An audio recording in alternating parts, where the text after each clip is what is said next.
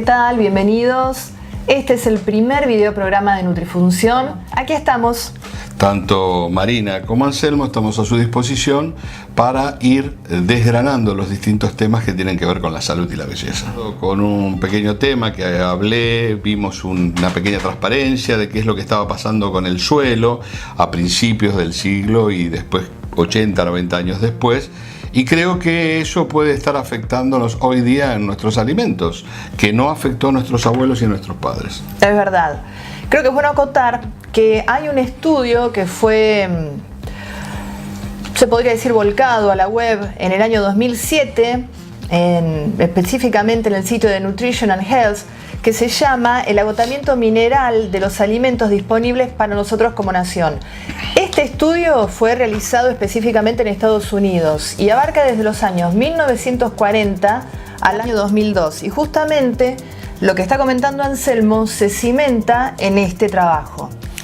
Exacto, es decir, al irse sembrando, al irse cosechando, se van perdiendo minerales en la tierra que si no son recuperados o si no son agregados, el alimento cada vez tiene menos. Ahora vamos a ver, si ustedes recuerdan, yo hablé de una manzanita.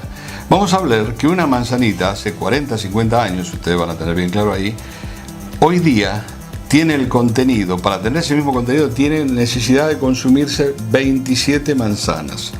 Entonces imaginemos la manzana que se comía hace 40 años con la manzana que se come hoy, 27 veces menos de nutrientes.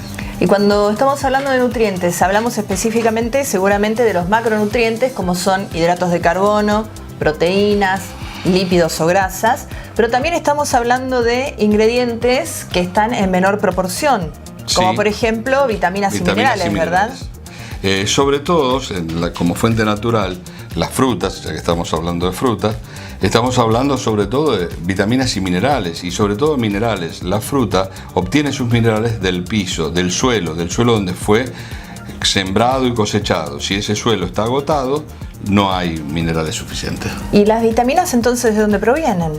También las sintetiza la planta o puede tener otras fuentes, pero sencillamente cuando nos referimos a minerales es tomar el mineral del piso y utilizarlo en la síntesis como un elemento necesario para la vida de la planta, que nosotros lo ingerimos y pasa a ser nuestro elemento necesario. Bien, y las vitaminas las elabora la planta, ya sea para su beneficio o el beneficio. Hay que sintetizarlas, no aparecen en el piso. Perfecto. Me gustó mucho que, tratar de poner al alcance de la gente este tipo de trabajo, es decir, ¿por qué? Porque en realidad la nutrición o lo que serían nuestros buenos alimentos no tiene que ser una opinión. En realidad es una ciencia y esa ciencia, para que sea ciencia, tiene que estar avalado por trabajos científicos de universidades, de distintos lugares reconocidos. Porque si no está ese aval científico, estamos hablando de charlatanería. Porque sencillamente hay muchas cosas que se basan en eso. Trataremos y espero lograrlo, que nos basemos siempre en trabajos científicos, que todas aquellas personas que están interesadas van a tener los canales como para solicitarlo y le damos el lugar donde está en la página web. Bien. Específicamente creo que para esta época del año, estamos hablando del verano, aquí por lo menos en el hemisferio sur, tenemos la típica época de sol y asociado con sol siempre hay una vitamina. Exacto, ¿verdad? Sí. Es una vitamina liposoluble, es la vitamina D. Bien. ¿Qué pasa? ¿Cómo estamos, se podría decir, parados en nuestro país, acá en Argentina, con respecto a la vitamina D? Hay un estudio muy interesante también, realizado por la doctora Luisa Plantalech del Hospital Italiano de Buenos Aires, que fue publicado en el año 2005 en Actualizaciones en Osteología, que es el mapa de hipovitaminosis D en Argentina. Brevemente, ¿por qué es importante la vitamina D? Muy brevemente, después lo vamos a hablar un poquito más en detalle. Hablemos de las funciones generales de la vitamina D. Como vitamina liposoluble, es una vitamina que la necesitamos porque forma parte de distintos procesos, pero sobre todo tiene que ver con el equilibrio del calcio en nuestros huesos. Bien, entre otras cosas, ¿verdad? Sí. Volvamos entonces al trabajo. Se ha observado, fijémonos en esto, después entramos más en detalle, se ha observado deficiencia e insuficiencia de vitamina D en madres, neonatos y niños de Ushuaia, Río Gallegos, Comodoro Rivadavia y sorprendentemente Buenos Aires. ¿Por qué podemos decir sorprendentemente? La vitamina D tiene una relación muy íntima con el sol. Y lugares donde no hay habitualmente una buena cantidad de sol va a tener problemas con la disponibilidad orgánica de cada individuo. Ahora, ¿qué pasa con Buenos Aires? Yo creo que tenemos que hacer hincapié en esto. No depende de la cantidad del sol en sí, no, sino más que nada de la orientación de los rayos solares, de cómo inciden esos rayos solares directamente con la piel, ¿verdad? Exacto. Entonces, podemos decir que Ushuaia, Río Gallegos, Comodoro y todas las ciudades que se encuentran por debajo del paralelo 42 son poblaciones que no reciben el sol con la intensidad que recibe, por ejemplo, Buenos Aires o quizás algunas provincias más al norte, donde uno supondría quizás que tendríamos que tener dosis adecuadas de vitamina D. Definí la vitamina D, dije que era una vitamina liposoluble, es decir, que la tenemos que encontrar y la vamos a encontrar siempre cercana a los lípidos, siempre cercana a las grasas, siempre dentro de los lípidos y las grasas. Y la conducta de hoy día es eliminar todo tipo de grasas, por lo tanto, si las eliminamos, también estamos eliminando la D, o sea, la ingesta natural de vitamina D. Nosotros necesitamos sol, pero el sol la utiliza nuestro organismo para activar esa vitamina D. Nosotros podemos ingerir a partir de un alimento, y también vamos a agregar también algo más, de un suplemento, vitamina D. Pero si no tenemos una pequeña exposición al sol, esa vitamina D no se activa. Por lo tanto, nunca va a generar en nosotros la actividad deseada.